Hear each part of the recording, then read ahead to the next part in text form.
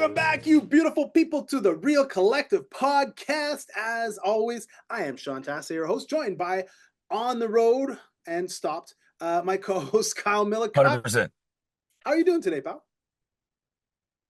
I sound weird, but I feel good. I don't know. Voice is a little, sorry. Voice is a little out today, but hey, it's what happens sometimes. No big deal.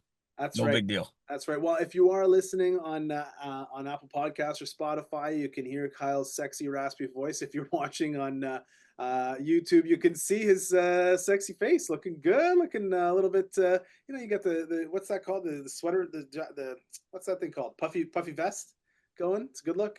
It's looking Yeah, good. it's the that was Marty McFly. Oh, look, he's Yes. wearing a life preserver. Yes. He must be with the Navy. You mean Calvin? Calvin Klein. That's it. Yeah, exactly. It's Hey Calvin. That was it. They called Yes. him Calvin. Yeah. All right. So as always, guys, remember that press that like button, subscribe to the channel, share this with somebody you think might like this conversation. We're going to get into talking about our predictions for 2025.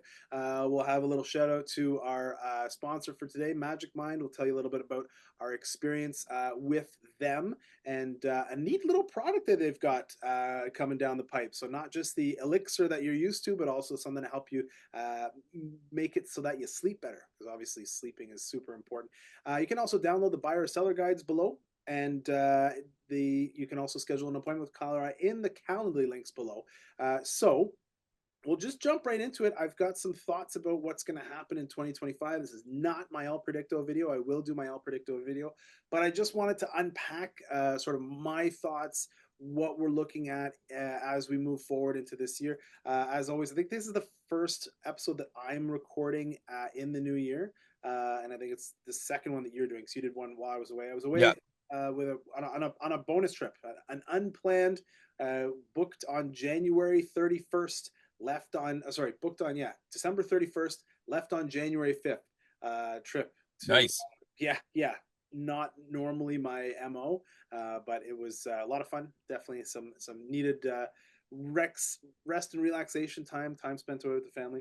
And so yeah, I just feeling well rested, getting right back into the swing of things. But yeah, what I think in terms of what we're going to see in 2025, and I guess what we'll do is I'll tell you what I think. Kyle, you were just at a mortgage brokers conference, and you can layer on top of what I'm saying some of the stuff that you're picking up.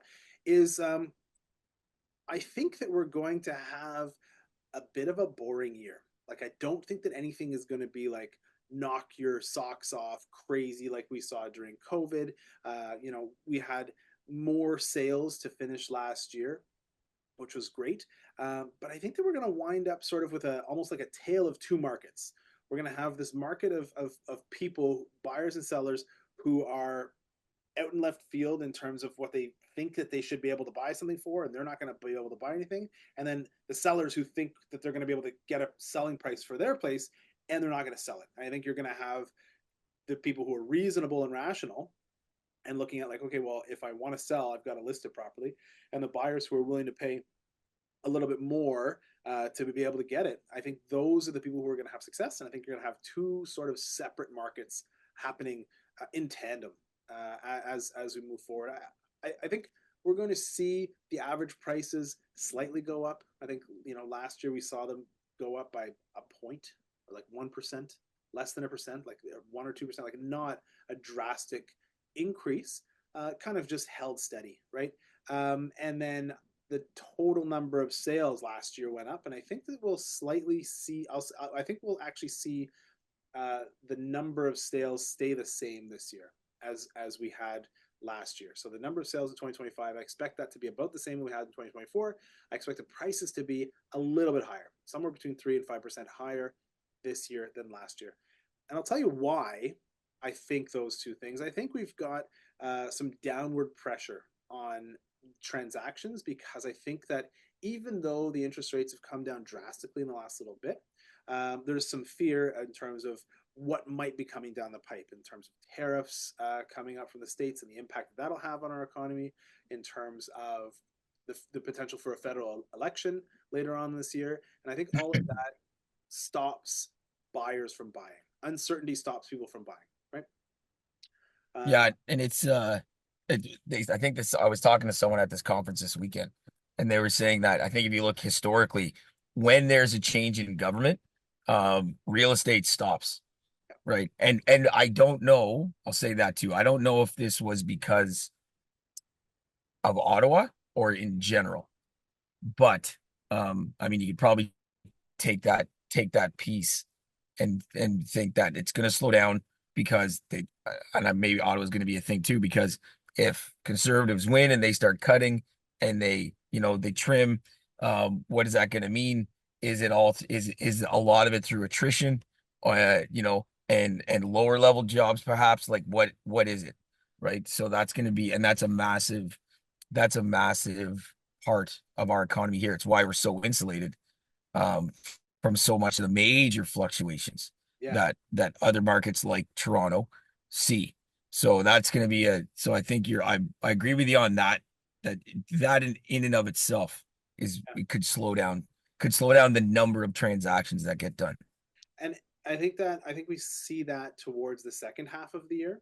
Yeah. Specifically, so in Ottawa, obviously being a federal government town, there's a lot of people. I'd say half of our clients, you know, I think half of our clients that we work with, at least one of the people in the couple is employed by the federal government, or some sort of attachment to that, right? So whenever there's a change, there's this thought of, oh, what's going to happen? Am I going to have a job? Am I going to get cut? Am I safe? Am I not safe? And so when everybody's like, I don't know what's going to happen, everybody just sort of freezes, right? That's typically what we see. That's what we have seen in the past. And unfortunately, I don't care what your political affiliations are. It doesn't matter to me. It doesn't matter what my political affiliations are, how I vote, how you vote. What we have almost always seen is that when we have a liberal government in place here in Ottawa, people who work for the government are more comfortable spending money. And when we have a conservative government in place here in Ottawa, people generally are a little bit more tight with it. And that's how it has been for the whole time that I've been in real estate, and that's just so the lead up is, and then depending on which government we get, it's also going to have an effect moving forward. I think there's a lot of belief that we're going to wind up with a conservative government. I don't know, maybe with JT stepping down, maybe there's a hope. I think that someone told me that they were running the models, and the only way that the liberal government would win in this election is if Doug Ford ran for the liberal leader, and that's how the Liberal Party would win. I heard somebody say that on a podcast. It was just a clip, like it was on TikTok or something. Yeah. And it was a clip. And he's a Canadian content creator. He's a teacher down in Toronto. And he's definitely not a fan of the Conservatives for sure. But he had said he's like that's how you would win. He goes, Doug Ford flips, runs as a liberal in Ontario because people still just trust him and like what he does, but Yeah. then he gets the liberal riding, Yeah. and that just changes numbers and dynamics. It was like, wow, that would be interesting. It's not, I With mean, his Make Canada, with right. his Make Canada Great Again hat on, or whatever he did at his press conference. They sold something like 60,000 hats at $65 a piece once he put that on his head, You which see is what, ironic too, because it was made in like Malaysia, but still, of course, yeah. obviously. You know what there's a whole group, again, we're gonna get political here, I guess. So whatever. There's a whole group of people who have like sort of made their identity around these like fuck Trudeau flags, right? And so now like he's gone, and so people are like, what are we gonna do? And so they what did they change it to? It's lock. So they changed the F to an L. So it says L Canada flag CK, and then underneath they put up. So lock Trudeau up. That's the shift that they've done. So again, Oh God. I don't care what you think. I don't care what your political affiliation is. None of it matters to me. I just want to help people buy and sell houses. Doesn't matter. It's just, people are free to do whatever they want. That's the beauty of this fucking country. You can say whatever you want. It doesn't change who you are. It doesn't change whether or not you belong here. Everybody's allowed to have their own opinions, and that's all good.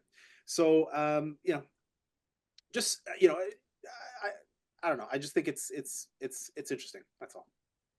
Well, the other thing too is that, and we'll probably get into this a little bit because we were talking before we started, and the success, the failure, however you want to look at it, all depends on, and like how busy it's going to be or whatever, all depends on what lens you're looking through, right?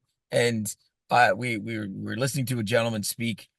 He's worked with the Ottawa Real Estate Board. He's worked with the Toronto Real Estate Board. He's a former realtor, and now he dove into his own thing where he's really just digging, not really just, he's looking at data, and he consults with the data points for companies and real estate and whatever it is. But his data is based around, or the results are like the the number of transactions that are going to be completed or not. Hmm. Yeah. And whereas another guy we were talking to, he's the guy that actually sets the pricing for a mortgage, right, at one of the credit unions, Oh wow. right? So he's like one of their top guys, which is fairly important. And that's a different lens. So like although they're connected, it how busy it's going to be and what's going to happen is not you. It depends on who you're talking to Yeah. and where they fit in in the transactions. Like everybody can agree. This one guy, the ex realtor, he's like affordability is still the problem, and it is. Mhm. And then which tails off to the political stuff because it's like, okay, affordability is the problem. What have they done to address affordability? Nothing, That's because right. interest rates aren't going to make this more. Interest rates can't get low enough to make this affordable, That's right. right? So that now spins off into what do we think rates are going to do, and what does that mean for you? So Well, it's a different conversation to have, yeah. and yeah, it's going to Affordability be interesting to see. affordability isn't fixed by interest rates. Affordability, because they've dropped interest rates, and it just made the house prices more expensive. So it made it less affordable by dropping the interest rates, right? So your monthly payment might have been the same, but people are like, oh well, I can borrow money cheaper. I'll buy more house. So it just I don't think that's the solution. We've always talked about the solution to the housing crisis being that we need to build more houses faster. That's what they're trying to do. Whether or not it's working, there's just so many moving pieces, and having some mental clarity around all of this, and then having the benefit of these magic minds helping us out. There's it's absolutely a win-win-win for me when I get a chance to slam one of these. So I'll show you what it's all about. Okay, give it a quick shake down the hatch, and that's it. So easy, so simple. It tastes good. I'm not wincing. You didn't see me like flinch after taking it. It's not disgusting. And It's not Buckley's. no, it's not. And you know what? It's been about a year since we've been working with Magic Mind, Kyle and I, and it has certainly changed my mental clarity. I've always talked about not getting good sleep, and the girls waking up in the middle of the night and keeping me awake and all that kind of stuff. And all that is absolutely true. But one of the neat things is that they're actually doing now a combination of that mental shot and a sleep ingredient, right? So the five pillars we talk about mental wealth, right? You talk about sleep, diet, exercise, stress management, and exogenous compounds. So this is one of them. And, all of that really helps bring it together. You know, I've had my own sort of mental health stuff. This is no secret, right? Almost actually today is my 19-year anniversary of not doing drugs. I still go to see a therapist. 19 years. 19 Wow, good years. for you. Yeah, thanks, dude.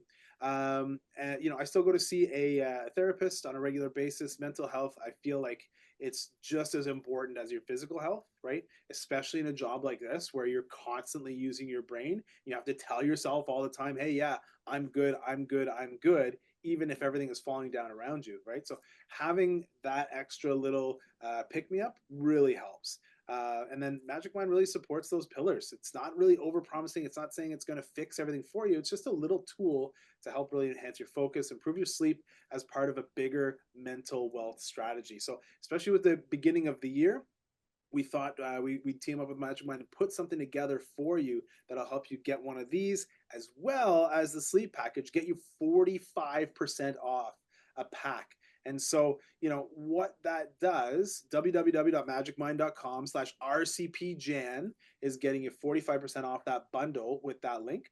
And, all of the stuff that we're doing here, it's good, right? It's all good stuff. The the sleep stuff, the mental shot. It's not a coffee replacement. It just, it does what it does, man. I'm not a doctor, but they have doctors go through this. It's all validated by people who do what they're doing. They're doing it well, and yeah, it's good. They even actually they sent some gummies. So they said, hey, Nice. try a couple gummies, and I had some when I was doing. We had our in December 6th. We had our team retreat, and I was really laggy. And you know what? I think I was starting to get sick.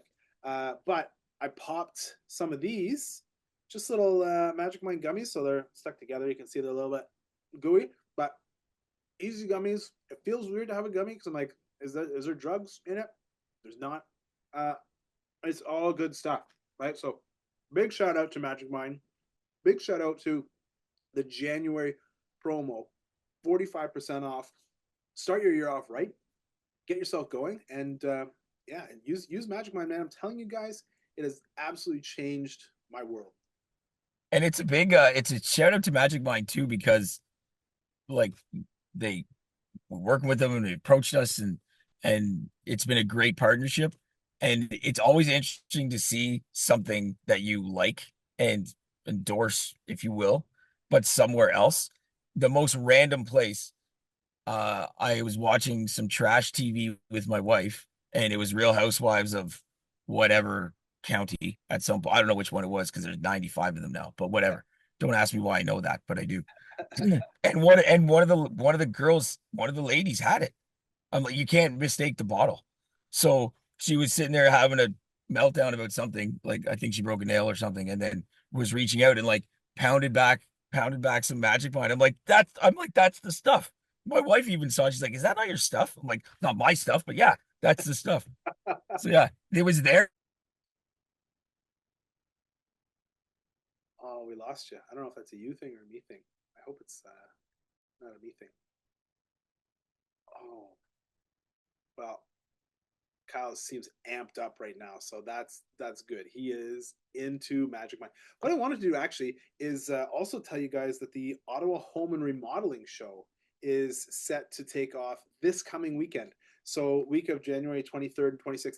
If you use the promo code in the description below, you order yourself some Magic Mind, I'll give you 2 free tickets. They are, I think, a $14 value each. So you can get into the Ottawa Home and Remodeling Show this coming weekend, January 23rd and 26th, in the Ottawa EY Center. So that is there. I'm sure Kyle will, for whatever reason, he got kicked out. He'll be back on in a second. And I'm glad that he will, because I do want to get into a conversation about what's happening in terms of these other two players that he heard talking at the mortgage broker conference. And hopefully, what that's going to do is it's going to make really add an extra layer onto what we're talking about in terms of in terms of the overall idea of of thinking about, okay, well, what's going to happen in 2025, and then layering on what these two sort of professionals are talking about and putting that on top of what I was saying in terms of what we're looking at for next year. So Kyle, I just jumped back in, finished up the chat about Magic Mind, and just talk about how you think that those two guys that you were talking about before we took a quick pause for the cause, uh, how you think that what they're talking about would layer over top of what my thoughts are, specifically with the interest rates. So what was that guy saying in terms of what he expects the interest rates to do? Well, I think the one thing to say across the board is that everybody's guessing because there's so many pieces to the puzzle, Yeah, right? Um, and January is going to be a big month in terms of how this rolls out because Trump gets inaugurated. If the tariffs come in, how is that going to look? And what is that going to do? And at the end of the day, like the Bank of Canada really and the government don't have that many levers to pull to make things like way better, yeah, right? So if we hit a real deep recession or something happens with those tariffs and we get into a tariff war and they have to keep cutting the prime rate, that doesn't mean doesn't mean that the fixed rates are going to go with it, right? So that's its own thing. The government election again, and it's so they don't know. They just don't know. They're they are forecasting. I think the consensus is that we should have a prime rate that hovers close to three. Yeah. Um, Prime rate that hovers close to three, maybe either side of three, which means our retail rate will be, about just under five or just over five, so very close to where we are now. And then with your adjustable rates and variable rate fixes or discounts, you're going to be somewhere in that four to 4.5% range on a variable. After that, with fixed, they just don't know. And I think that's where some of that uncertainty comes in again. Like, and again, it depends on the lens you're looking at. Are interest rates going to drive people into the market? I don't think so. They're not going to help the number of transactions necessarily.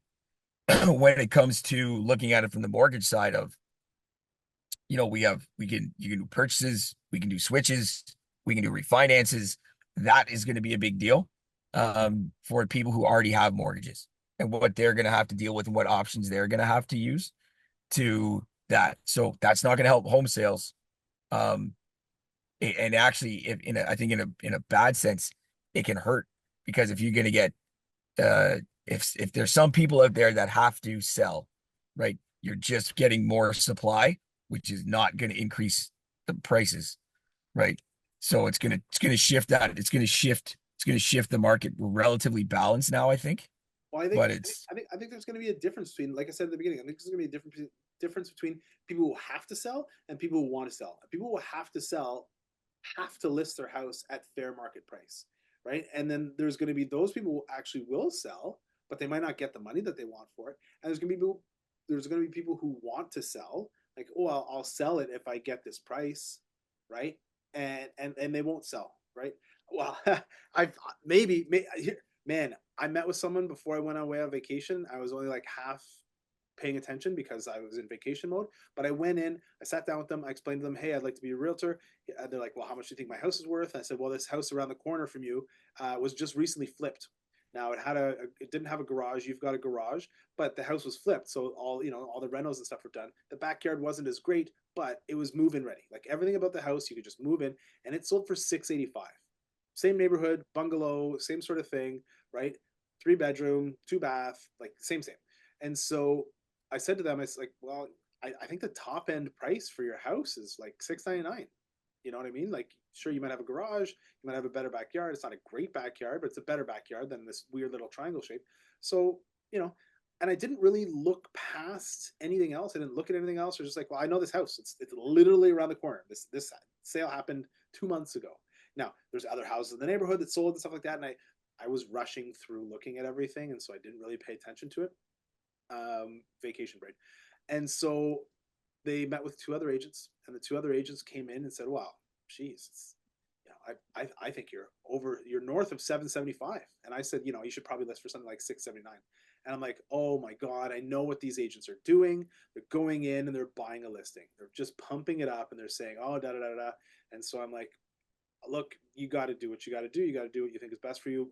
Absolutely. I wish you the best of luck. Good luck. I hope it works and whatever. And then I was like, and I'm worried that they're doing this move to you. And so if ever they ask you to drop the price down below 700, like talk to me. I feel like you're getting worked over, right? And so she's like, yeah, thanks very much. I'll talk with my brother. I'll let you know. And then you know what happens? They put it on the market for 778, 500. And I was like, oh, good luck.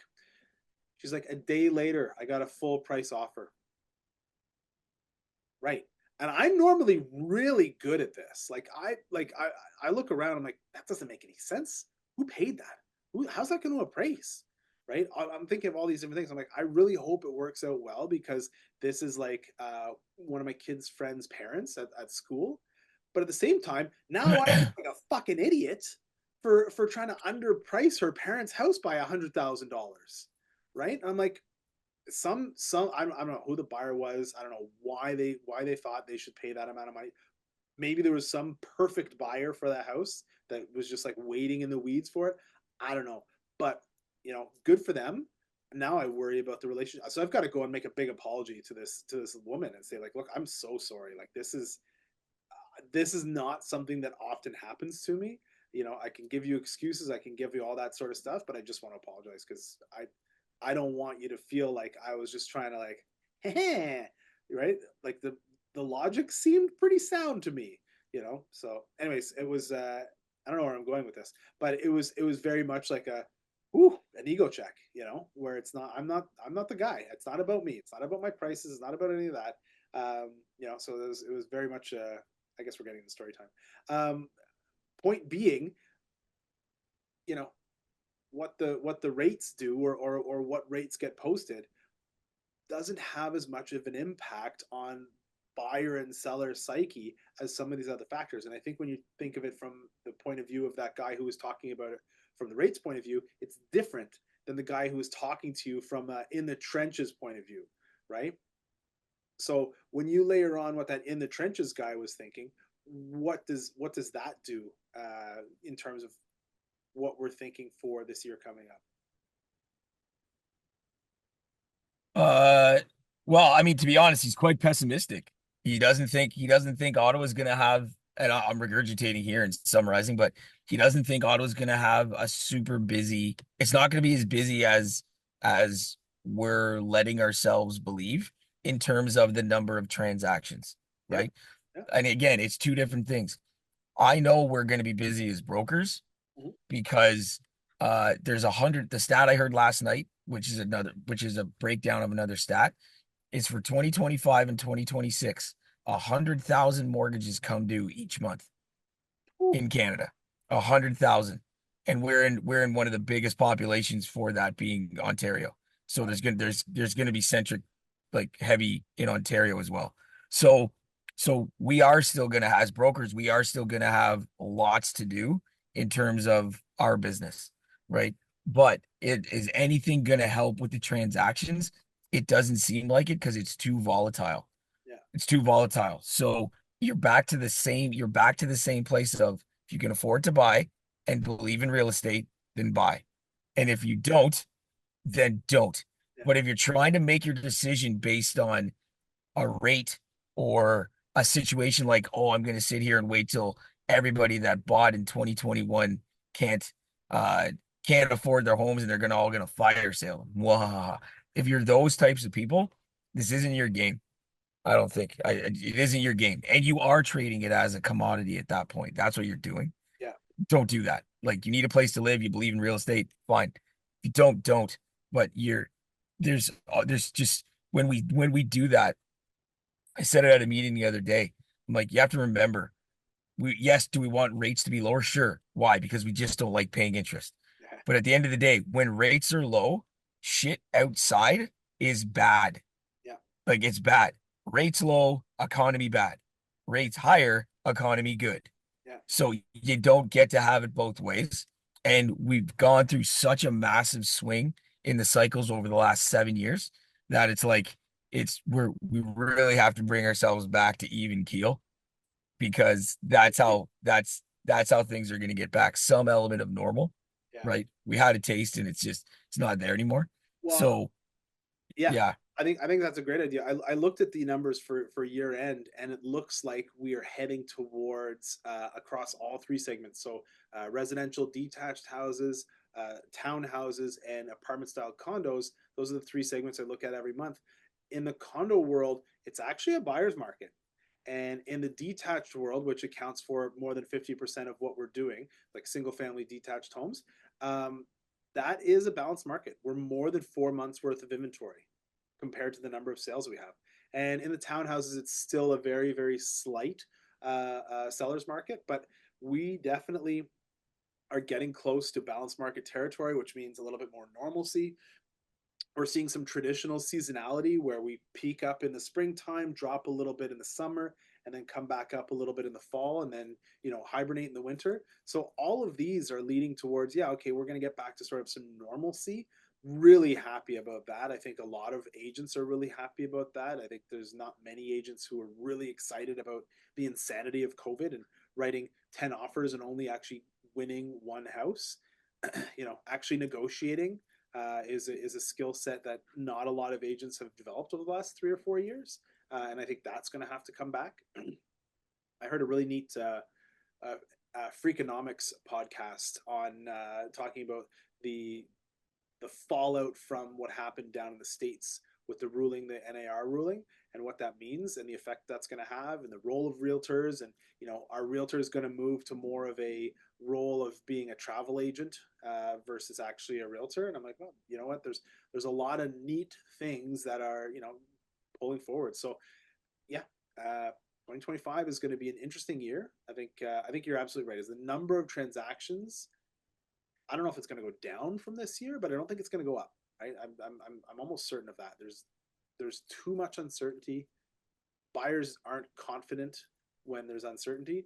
I think the prices will go up slightly, but I think that there's going to be a lot of people who are reaching, thinking, "Oh, hey, here's the price that I want for my house," not get it, not sell, and of course, a house that doesn't sell doesn't add anything to the stats, right? The only thing that we count are actual houses that sell. I think we're going to have a lot more inventory for people to pick through, which is good. But again, there's going to be a lot of stuff that just sits on the market and doesn't sell. So I tend to agree with that, I think. And it's going to be that thing of, hey, you got to price it right and do it right. Otherwise, it's not going to happen. And if you're in the market for a mortgage, whether you're buying or whether you already have one, it's back to doing the math.